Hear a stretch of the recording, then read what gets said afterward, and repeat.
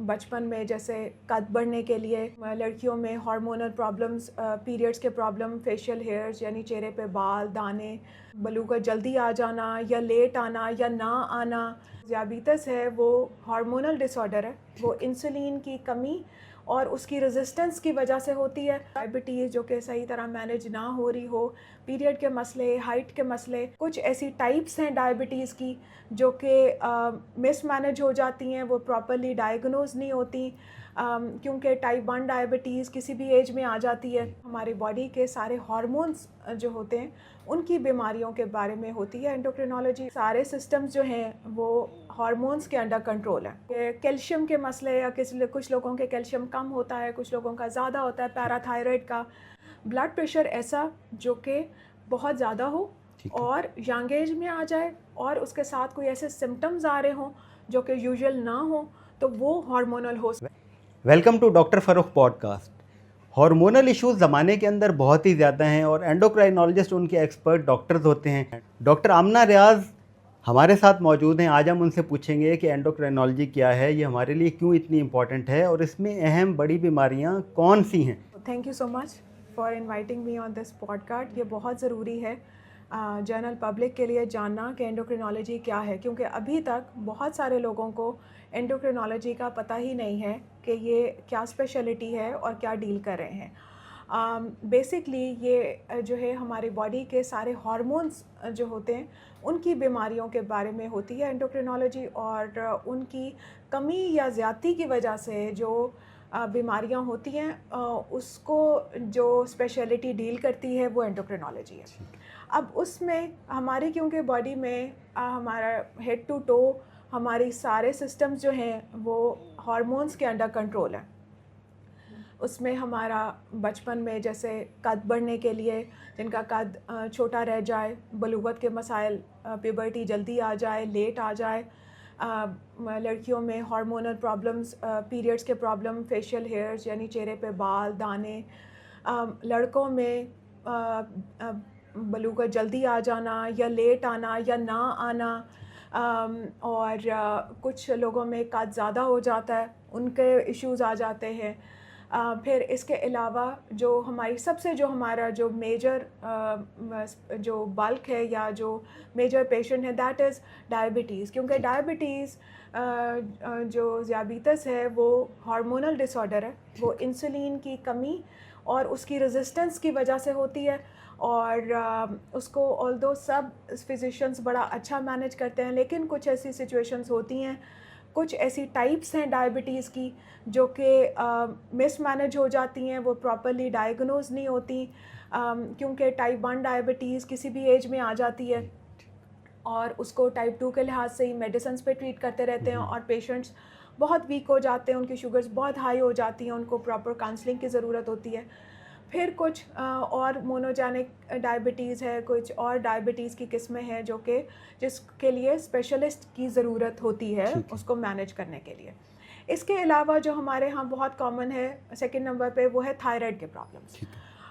Thyroid जो हमने देखा है वो नॉर्मली या तो बहुत सीवियर होता है स्वेलिंग के साथ, हाइपोथायराइडिज्म में जैसे होता है वो सारे किडनी के डॉक्टर्स को दिखा रहे हैं, हार्ट के डॉक्टर्स को दिखा रहे हैं कि सोजें आ रही हैं, और अल्टीमेटली कोई एक थायराइड का टेस्ट करके तो फिर पता चलता है कि हाइपोथायराइड है। दूसरी सिचुएशन में गायनी की जो डॉक्टर्स हैं वो डायग्नोज करती हैं जब पीरियड एबनॉर्मेलिटी आना शुरू हो जाती है या हमल में मसले होते हैं, हमल ना होने की वजह से, तो वो टेस्ट करते हैं।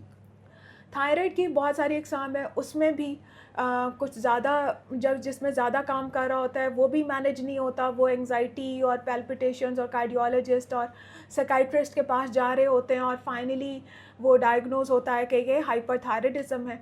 अभी पिछले दिनों मेरे पास एक पेशेंट आया जिसको पैल्पिटेशंस हो रही थी, यानी कि दिल की धड़कन बहुत ज़्यादा थी, घबराहट थी, यंग पेशेंट था, और वो दिल की धड़कन ज़्यादा होने की वजह से वो कार्डियोलॉजिस्ट के पास चला गया।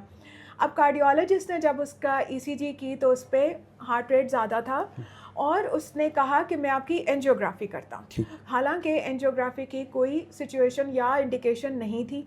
फिर जब उसके थायराइड के टेस्ट किए गए तो उसका थायराइड बहुत ज़्यादा काम कर रहा था और वो माशाल्लाह अब मेडिकेशन पे बिल्कुल सेट है।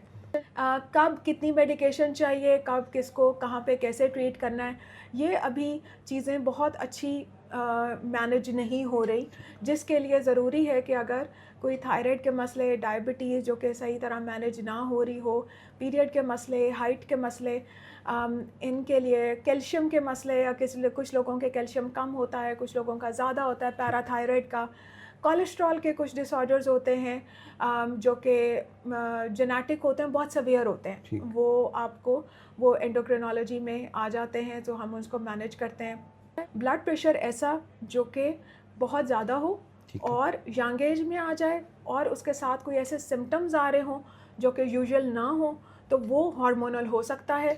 और उसमें जैसे अभी हमने एक पेशेंट जो कि सिर्फ 50 इयर्स की थी और सिर्फ ब्लड प्रेशर के सिलसिले में फिर रही थी, और उनका जब हमने वर्कअप कराया तो उनका बॉडी में स्टीरॉयड ज़्यादा था, यानी कि कुशिंग्स डिजीज़ थी, और उनके पिट्यूटरी में बहुत बड़ा ट्यूमर था, तो वो उनकी अभी सर्जरी हुई है। और इसी तरह काफ़ी सारे लोग डायग्नोज हो जाते हैं एड्रीनल के या पिट्यूटरी के कुशिंग्स के साथ। कुछ ये हाइपर एल्डोस्टेरोनिज्म है, कुछ एक दो रेयर केसेस हमने मैनेज किए हैं जिसमें कॉन्जेनिटल एड्रीनल हाइपरप्लेजिया जो कि जेनेटिक डिसऑर्डर्स होते हैं, उनके साथ हाइपरटेंशन आती है, और वो कहीं भी मैनेज नहीं हो रहा था इवन इन टर्शरी केयर, और वो टर्नड आउट टू बी कि बड़ा रेयर कॉज है। बल्कि वो मैंने सेफीज़ जो कि south Asian federation of clinical endocrinology है, वहाँ पर मैंने वो केस भी प्रेजेंट किया, क्योंकि वो it's like 1 in a million billion case, so वो इतना रेयर जेनेटिक डिसऑर्डर है, और शी इज़ माशाल्लाह doing well on medication. Treatment उसकी सिंपल है, डायग्नोसिस वो that was a tricky part, वो अल्लाह का शुक्र हो गया। तो ये चीज़ें जो हैं ये जानना, और मेरा ख्याल है कि अगर किसी फिजिशियन या जो भी कोई स्पेशलिस्ट अपनी स्पेशलिटी में कोई ऐसा देख रहा है पेशेंट जो कि उनको लगता है कि एंडोक्राइन का इशू है, सो उसको टाइमली रेफ़र करना बड़ा ज़रूरी है। बिल्कुल सही। क्योंकि मैंने बहुत सारे पेशेंट्स देखे हैं जो कि जिनकी ट्रीटमेंट बहुत डिले हुई है। इवन अभी मैं बहुत अप्रिशिएट करती हूँ कि यहाँ के डॉक्टर्स, इवन चाइल्ड स्पेशलिस्ट जो हैं, वो बड़ा टाइमली अब बच्चों को हाइट के लिए भेज रहे हैं, क्योंकि जब मेरे पास आते हैं ना 17-18 के साथ हाइट के लिए, then we can't do anything, क्योंकि एपिफिसिस क्लोज हो जाती हैं, थायराइड के मसले आ रहे हैं, प्यूबर्टी के मसले आ रहे हैं, लेट है, जल्दी है, अब टाइमली रेफ़र करना बहुत ज़रूरी है। समटाइम्स हम कहते हैं कि काश आप कुछ अर्सा पहले आ जाते तो हम कुछ कर सकते हैं, लेकिन आप तब नहीं कर सकते हैं। ये जो बात है ना कि काश ये बात हमें पता होती या काश हमें कोई बताता तो हम पहले आ जाते, ये बड़ा कॉमन है, और एंडोक्राइनोलॉजी के जो सिम्टम्स और साइंस हैं वो ओवरलैपिंग हैं, तो इसीलिए पेशेंट बाद दफ़ा और स्पेशलिटीज़ के अंदर चले जाते हैं। तो याद रखें कि जब भी आपको हार्मोन्स के हवाले से कोई इशू आए, उस हवाले से आपने वो स्पेसिफिक गाइडेंस भी लेनी है। तो हम मैडम से फर्दर एलेबोरेशन चाहेंगे कि ये जो रेड फ्लैग्स हैं या कोई अलार्मिंग साइंस हैं जो स्पेशली ग्रोइंग किड्स या अर्ली टीनेज में आ रहे हों, हाइट के हवाले से, कद के हवाले से, तो हमें कैसे कॉशन हो जाना चाहिए और एंडोक्राइनोलॉजिस्ट से कंसल्ट करना चाहिए? अच्छा, जो मोस्ट कॉमन प्रेजेंटेशन है वो तो है शॉर्ट स्ट्रेचर, यानी कि छोटा कद, जिसके लिए सब बहुत ज़्यादा कंसर्न होते हैं। उसमें यह है कि जितना अर्ली आपको फील होना कि बच्चा सही ग्रो नहीं कर रहा, उतना ही जल्दी कंसल्ट कर ले, ठीक है ना। जैसे कोई बच्चा है वो बाकियों के मुकाबले में या अपने बहन भाइयों के मुकाबले में छोटा है, सो इंतज़ार ना करें, एक दफ़ा उसको एवेलुएट करा लें, उसके बेसिक टेस्ट हो जाएं। उसकी हमने अभी जैसे अभी हमने एक बच्ची को एवेलुएट किया, उसकी हाइट की, पेरेंट्स की हाइट की, लेकिन उनके पेरेंट्स ने कहा कि इसको ये 1 साल से वेट गेन भी कर रही है, इसको नमनेस भी आ रही है, सो मुझे लगा कि कहीं ना कहीं थायराइड भी है, ठीक है ना। सो वो जैसे कुछ बच्चे हैं मेरे पास, वो सिर्फ इस वजह से छोटे रह गए क्योंकि उनका थायराइड टाइमली डायग्नोज नहीं हुआ और उनका कद छोटा रह गया, और अब जो हड्डी है वो क्लोज हो गई, और अब हम हाइट के लिए कुछ नहीं कर सकते, लेकिन थायराइड मैनेज हो जाएगा। सो जहाँ पे आपको लगे कि बच्चे की ग्रोथ ठीक नहीं हो रही, और उसके लिए मेरा ख्याल है कि पीरियोडिक मॉनिटरिंग अपने बच्चों की भी कोई घर में मार्किंग करके उनकी मॉनिटरिंग करते रहें। दूसरा इम्पॉर्टेंट चीज़ ये है कि उनकी डाइट और एक्सरसाइज और हेल्दी डाइट रखें और एक्सरसाइज रखें ताकि वो एक्टिव रहें। लेकिन any point you feel like कि ये उस तरह ग्रो नहीं कर रहा, कपड़े छोटे नहीं हो रहे, या बच्चे बाकी बड़े हो गए, ये उतना ही रह गया, उसी टाइम कंसल्ट करें। ग्रोथ हार्मोन मैडम कैसे रोल प्ले करता है, कहाँ से सिक्रीट होता है और किस एज तक ये कद को बढ़ाने में हेल्प करता है? जो ग्रोथ हार्मोन है वो बेसिकली तो हमारे पिट्यूटरी से निकलता है, और जो बचपन में जितना अर्ली एज होती है उतना ज़्यादा होता है, ग्रेजुअली वो एक स्टैटिक स्टेट आ जाती है, फिर एक सर्ज आती है अराउंड प्यूबर्टी, और प्यूबर्टी के बाद फिर जब हाइट एपिफिसिस यानी कि हड्डियाँ जो है वो क्लोज हो जाती हैं, तो उसके बाद एडल्ट एज में बहुत लो लेवल पे स्क्रीट होता है, लेकिन होता है। पिट्यूटरी से निकलता है, रिस्पांस इसका यूजुअली रात के वक्त निकलता है, तो इसीलिए बच्चों की नींद बड़ी ज़रूरी होती है। पल्सेस में निकलता है, तो उसको हमने मॉनिटर करना होता है कि अगर बच्चे की हाइट कम है और उसकी डाइट वगैरह ठीक है, तो फिर उसके बाद हम कुछ टेस्ट करते हैं जो कि IGF-1 है। रैंडम ग्रोथ हार्मोन नहीं करते क्योंकि वो पल्सेस में आता है, तो वो बिल्कुल भी हेल्पफुल नहीं होता। जब आप ट्रफ लेवल पे कर लें, वो उसकी ट्रफ आया हुआ है तो वो लो आ जाएगा, बिल्कुल। सो उसका जो बाय प्रोडक्ट है दैट इज़ IGF-1 लेवल, वो हम करते हैं, और अगर वो लो हो तो फिर हम एक फर्दर कंफर्मेशन टेस्ट करते हैं जिसको इंसुलिन टॉलरेंस टेस्ट करते हैं। पाकिस्तान में हमारे पास वही है, ऑल्दो बाहर वो ऑब्सोलीट हो चुका है। ठीक। तो वो टेस्ट करके, और इसको बेहतर करने के लिए ये है कि डाइट अच्छी हो, जी, स्लीप ठीक हो, बच्चे का सोशल लाइफ ठीक हो, स्ट्रेसर्स ना हो, उसके मेंटल हेल्थ कैसी है, उसकी डाइट कैसी है, उसका फिज़िकल एक्टिविटी कितनी है। जितना हेल्दी होगा और जितनी हेल्दी लाइफस्टाइल होगी उतना अच्छा ग्रोथ हार्मोन निकलता है। कभी कभी हमारा IGF-1 लो आता है तो उसकी न्यूट्रिशन का इफेक्ट होता है, तो न्यूट्रिशन बेहतर करने से चीज़ें बेहतर हो जाती हैं। लेकिन कुछ बहुत रेयरिटीज़ भी हैं कि जिसमें ग्रोथ हार्मोन लेवल कम होता है, बच्चे डायग्नोज हो जाते हैं। हमारे पास भी यहाँ पर काफ़ी 30-40 पेशेंट्स हैं जिनको हमने ग्रोथ हार्मोन पे डाला हुआ है, and they are doing well माशाल्लाह, क्योंकि जो डेफिशिएंट होता है बहुत अच्छा रिस्पॉन्ड करता है। 24 आवर्स जो बायोलॉजिकल क्लॉक है, सर्काडियन रिदम है, उसका डिफरेंट हार्मोन्स के लेवल्स के साथ क्या ताल्लुक है? जो हमारा कॉर्टिसोल है, जो कि हमें फाइट और फ्लाइट का पावर देता है, यानी कि वो आपको एनर्जी देता है to cope stress and fear and everything, तो वो हमारा बेसिकली स्ट्रेस हार्मोन है, वो मॉर्निंग में निकलता है। कोर्टिसोल, एड्रीनालिन, ये सारे इसीलिए जो मेजर जो हार्ट अटैक या स्ट्रोक ये मॉर्निंग में होते हैं, क्योंकि ये हार्मोन्स निकलते हैं, और अगर ब्लड वेसल्स कॉम्प्रोमाइज्ड हों तो वेजो कंस्ट्रिक्शन की वजह से, यानी कि खून की नालियाँ श्रिंक होने की वजह से दिल के अटैक और फॉलेज के अटैक ज़्यादा मॉर्निंग के टाइम पर होते हैं। फिर ये होता है कि अगर आप और वो रात को कम होना शुरू हो जाता है, ठीक है। अब अगर आप रात की स्लीप नहीं लेंगे तो आप में वो कोर्टिसोल रात को भी आना शुरू हो जाता है, जो कि हमारे लिए ठीक नहीं है। उसके साथ और कुछ हार्मोन्स ऐसे हैं जैसे कि ग्रेलिन है, जो कि हमारी एपिटाइट को बढ़ाता है। बिल्कुल सही। और फिर उसके साथ आपकी एपिटाइट बढ़ जाती है, और स्ट्रेस हार्मोन ज़्यादा होने की वजह से आप वेट गेन करना शुरू कर देते हैं, और अल्टीमेटली आपका डायबिटीज़, हाइपरटेंशन इस तरफ जाना शुरू हो जाते हैं, ठीक है। सो हमने सबसे इम्पॉर्टेंट चीज़ तो बात की नहीं, जो कि सब सोर्स है ओबेसिटी की, जो कि इसी में एंडोक्राइन में आती है, और हम मोटापे का मैं तो बहुत एग्रेसिवली करती हूँ, क्योंकि दैट इज़ वेरी कॉमन, और वही कॉज है हमारे सारे मेटाबॉलिक सिंड्रोम, यानी ब्लड प्रेशर, कोलेस्ट्रॉल, डायबिटीज़, और सारी रीज़न्स हैं। और अगर हम इसको कंट्रोल कर लें तो बहुत सारी चीज़ें मैनेज हो जाती हैं। तो हम खाना खाते हैं, एक मील खाते हैं, तो उसके बाद वो खाने के साथ क्या होता है और कौन से हार्मोन्स ऊपर आते हैं और वो कैसे अफेक्ट करते हैं? तो जब हम खाना खाते हैं तो उस टाइम एक तो इंसुलिन निकलती है, ठीक है, और ग्लूकागॉन की प्रोडक्शन कम होती है, और इंसुलिन जो है वो शुगर को बढ़ने नहीं देती हमारी बॉडी में। कुछ और हार्मोन्स हैं वो निकलते हैं जो कि गट की तरफ से होते हैं, और वो हमारी फिर एपिटाइट को सप्रेस करते हैं, ठीक है, और ताकि हम मज़ीद ज़्यादा एक्स्ट्रा ना खाएं। तो एक वो बॉडी का आपके अंदर एक वेट का एक लेवल होता है कि इससे वेट बढ़े नहीं, ठीक है ना। तो जब आपका वेट उससे ज़्यादा होना शुरू होता है तो आपकी एपिटाइट कम हो जाती है। लेकिन अगर आप फिर भी उतना ही खाने खाते रहें जितने आप पहले खाते थे, तो ऑफ कोर्स फिर आप वेट गेन करते जाएंगे।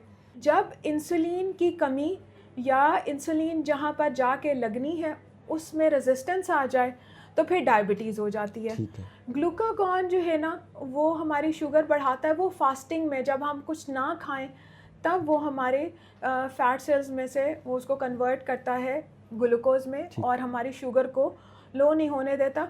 यही वजह है कि हम रोज़े में फेंट नहीं करते, हाइपो में नहीं जाते, क्योंकि हमारे हार्मोन्स जो हैं वो ब्लड ग्लूकोज लेवल को मेंटेन रखते हैं। जो आपकी बड़ी स्पेशलिटी है, बहुत बड़ी, और उसमें एक इम्पॉर्टेंट सब्जेक्ट है डायबिटीज़, जिसमें टाइप 1 और टाइप 2 अभी तक बड़े बड़े लोग भी कंफ्यूज होते हैं। जो पेशेंट्स हैं उनकी एज काफ़ी होती है, तो उसमें बाद दफ़ा ऐसे भी देखा गया कि पेशेंट ने किसी दोस्त से कोई दवाई पूछी, घर में कोई बड़ा भाई खा रहा था, वो खाने शुरू कर दी और बड़े गलत तरीके के इलाज पे उसने अपना इलाज शुरू कर दिया। बड़ों में भी टाइप 1 या ऑटोइम्यून डायबिटीज़ हो सकती है। बिल्कुल, ये बहुत इंपॉर्टेंट पॉइंट है, क्योंकि वो जो पहले कट ऑफ्स थे ना कि 40 से ऊपर टाइप 2 है और 40 से नीचे और 20 से नीचे टाइप 1 है, ये बिल्कुल अब ख़त्म हो गया।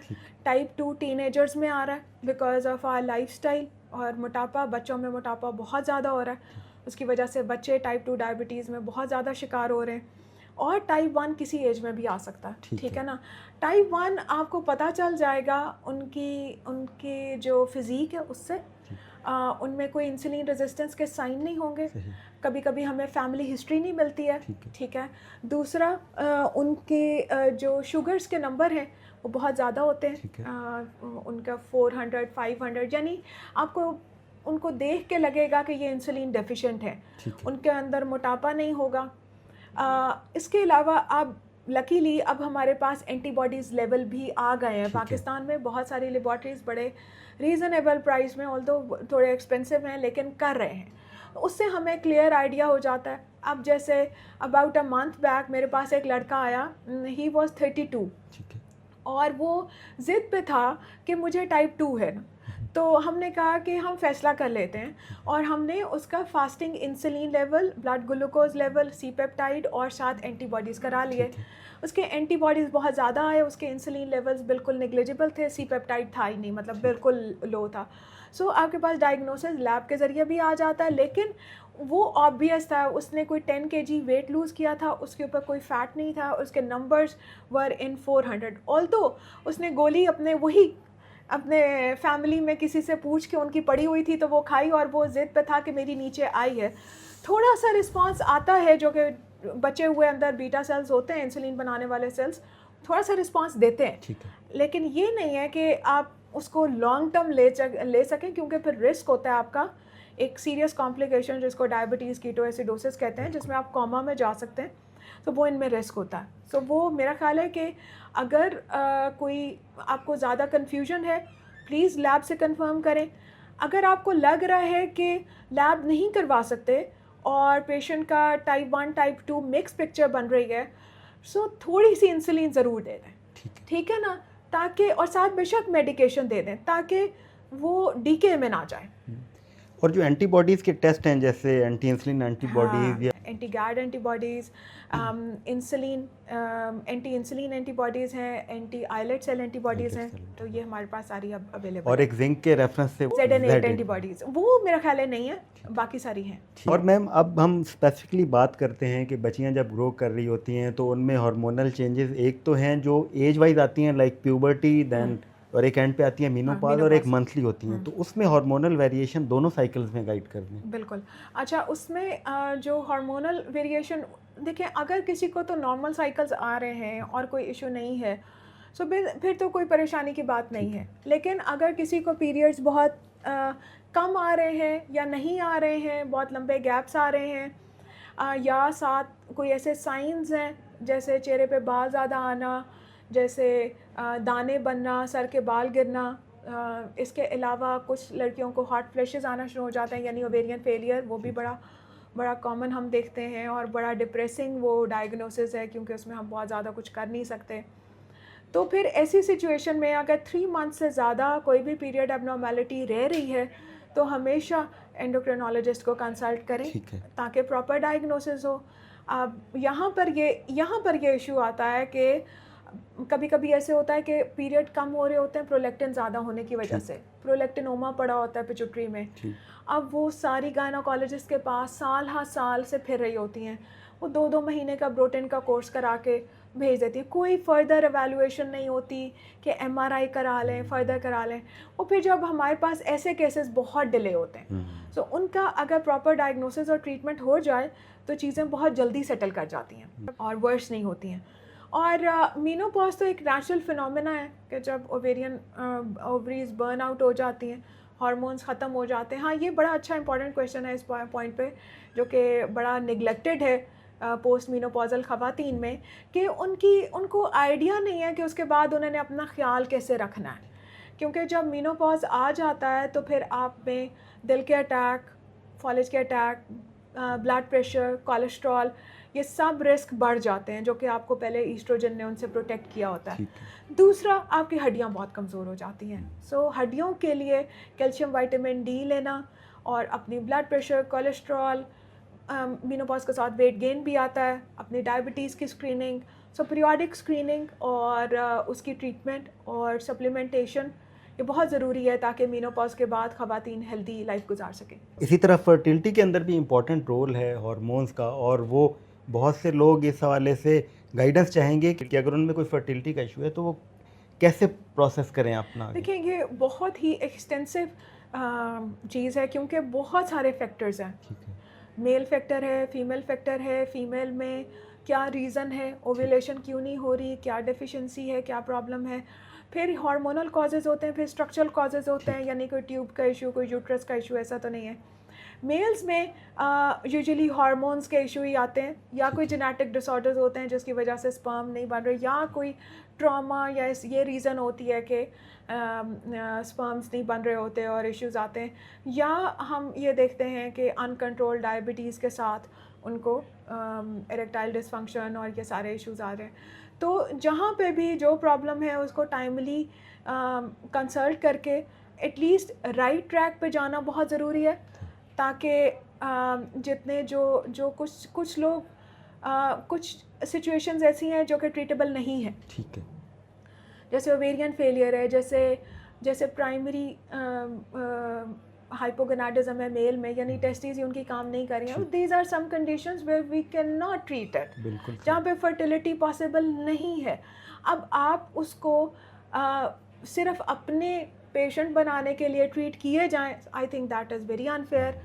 पेशेंट को ट्रुथ बताना, सही बताना कि क्या पॉसिबिलिटी है, क्या नहीं है, वो बहुत ज़रूरी है। लटकाना फजूल में या ऐसी ट्रीटमेंट जो कि बिल्कुल भी रिकमेंडेड नहीं है, वो करना बड़ी ज़्यादती है। यंग बच्चियों के अंदर लोग और बच्चियां खुद भी और उनके पेरेंट्स पीसीओएस की वजह से बहुत परेशान हैं, पॉलीसिस्टिक ओवेरियन सिंड्रोम। बहुत ज़्यादा कॉमन है। तो इस हवाले से गाइडेंस दे दें कि उसके सिम्टम्स क्या हैं, जल्दी कैसे एंडोक्राइनोलॉजिस्ट के पास पहुँचें, और क्या कि डाइट लाइफस्टाइल का उसमें कोई रोल है?